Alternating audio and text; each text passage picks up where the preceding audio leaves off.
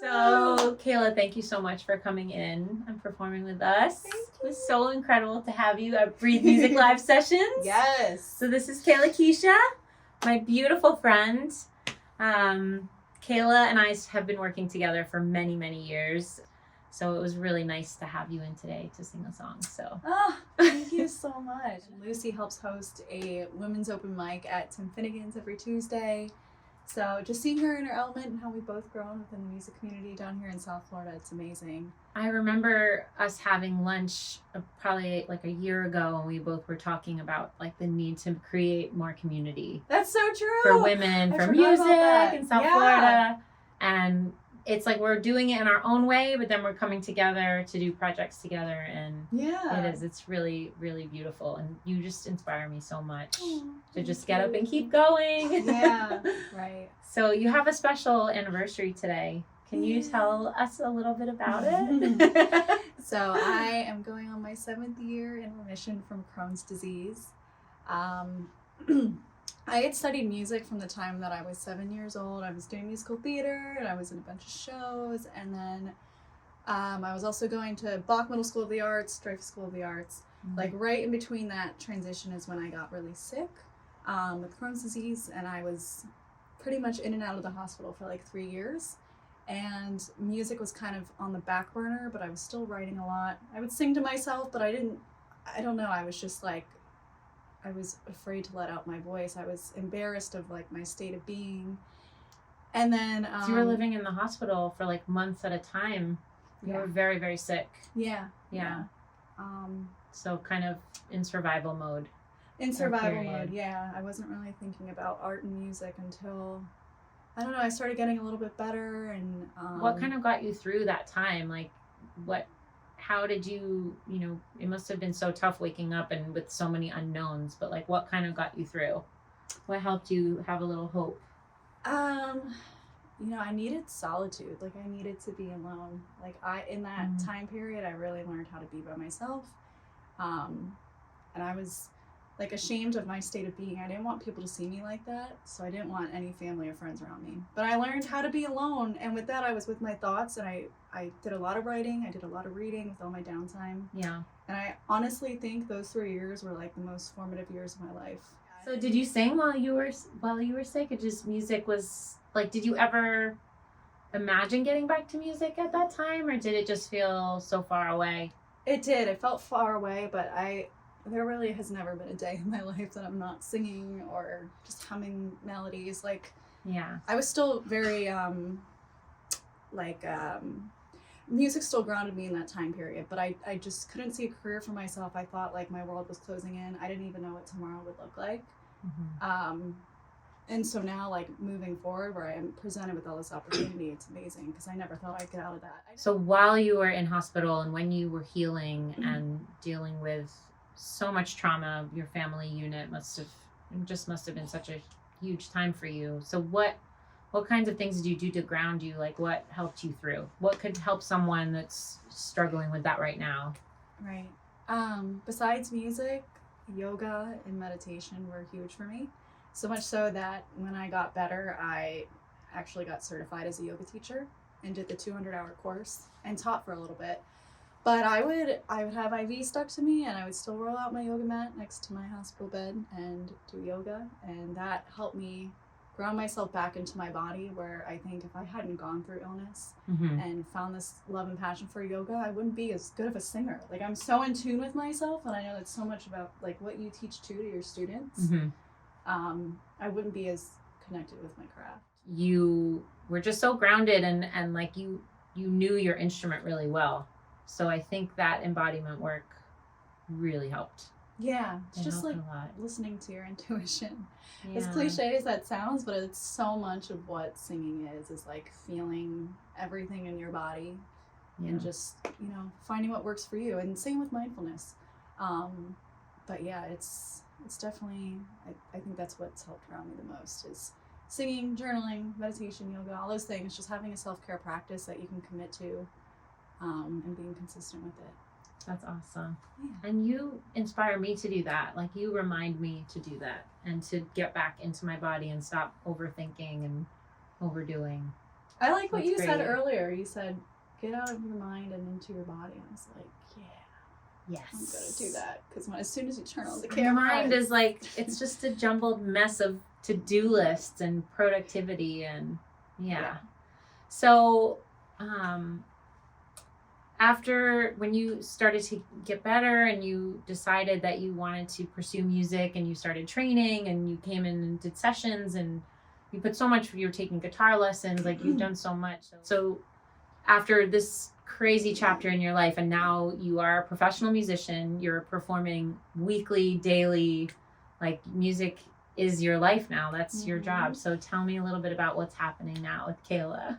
Okay, so Floyd Experience, where we're together, and we're also in a Steely Dan tribute band, Do It Again. And then I'm in another Steely Dan tribute band called Expanding Man. Well, I'd say we're an original take on Steely Dan. We throw in some originals. Very cool. And then I front my band Moonlight, and it's all like bringing disco back, funk and soul. I am an old soul, so yeah, bringing all those goodies back because we need it. Yeah. So yeah, and then I gig solo and maybe some originals in the works soon. All right. I love it. Yeah, you don't fall under the pressure of like singing the best, most popular song. Like you do your songs and you know what music you love and your voice even knows what music you love. Yeah.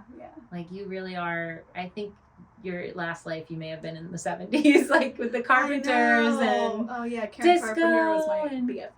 Oh, yes. I think so. So Kayla and I have been talking about recording a video forever, and we will be doing videos forever. We have a whole lifetime to make videos together and do shows. Yeah. But we love to sing together. We love to work on blending and harmony, and we both have a need for it to sound really good. I think we're so disciplined that way. Yeah. So I think our expectations are like we kind of meet in the middle that way. Mm-hmm. So Kayla suggested doing Right Down the Line, which is a Jerry Rafferty song. Beautiful words, beautiful song crafted. But we saw a version, Kayla saw a version of Lucius perform it. So she sent it to me and said, let's learn this. And I was like, oh yes. I didn't even finish listening to the whole song. I said, yes, let's do it. Yeah, so to me, when I listen to that song, it's just, I love like the song about the woman. I know it's not about this, but to me, it just speaks about friendship and like a ride or die, like right down the line. Like it was you, woman, right down the line. I knew I could count on you. I knew you had my back. And that's kind of what comes up for me when I sing this. So when Kayla was like, sing it with me, I was like, yes, because you are my ride or die. So yeah, I feel that like energetically when we, because when we sing, whenever we do these shows together, it's so much about being in tune. It's little nuances, when it comes to tone and volume and vibrato. And she is like my sister, and she's pulled me up in this community, so I couldn't relate to a song more. I think it's so perfect for us. Yeah. So I'm excited for y'all to see it. Yes. And right down the line, and there will be more coming. Yes, stay tuned. So I want to ask you a little bit about your transformation, because today is a very special day for you. It's a big anniversary for something that happened to you. And I know before this happened to you, you were doing opera, you were in musical theater, you were at two very, very strong music schools, on track to go to New York and do musical theater. Like that was your path. At a very young age, you knew that was your calling. And then you got really sick. And then to see where you are now is just such a beautiful story, and it's gonna make me cry. Oh no! So could you just tell us a little bit about that? Like, so you were in school, you were a teenager. How old were you when you got sick? 14 years old. Okay, that's really young. So what happened? Okay, well, not to put you on the spot or anything. I mean, yeah, it's a but it's such question. an inspiring story, so I really love that if you would share it. Yeah, well, we talk about like being in our bodies and stuff, being in tune with your emotions. Like it was a very stressful time. There was a lot that was asked of me when I was in school, And I had a very like disciplined routine. I saw this vision for myself and I was going to do it very early on. But the grind was a lot. And like we talked about cortisol and stress in our body. I think that definitely had something to do with it. And I got sick like overnight. I lost a lot of weight. I couldn't eat. And I got admitted to the hospital and I was diagnosed right away. And I would stay in the So hospital. you were diagnosed with Crohn's disease. Crohn's disease, yeah. Yeah. And I ended up staying in the hospital for like 3 weeks after that, just because I couldn't eat.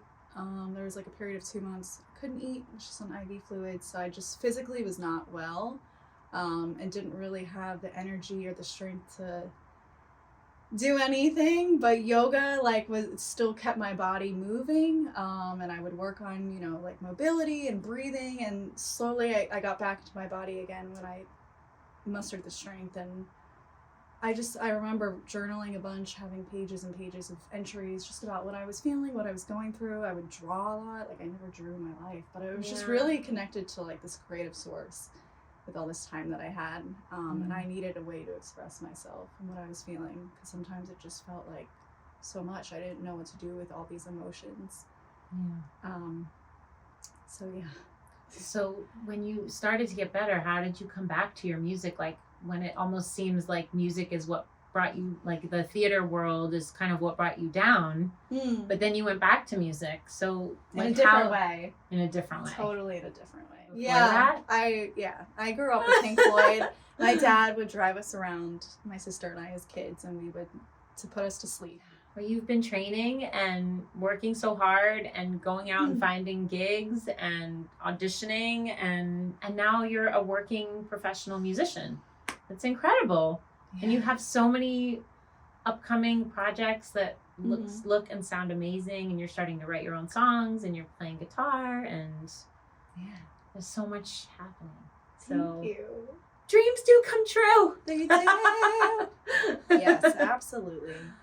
You just gotta have a vision for yourself and believe in yourself, and just know that when you hit rock bottom, it's only up from there. That's true. And that the I truth. love that. I love that. Yeah. How can you move the needle a little bit every day? A little bit every day. Yeah. Yeah. Right. Well, I'm so proud of you, and I love watching you grow and flourish. Thank you. And there's so much ahead. I love you. I love you too.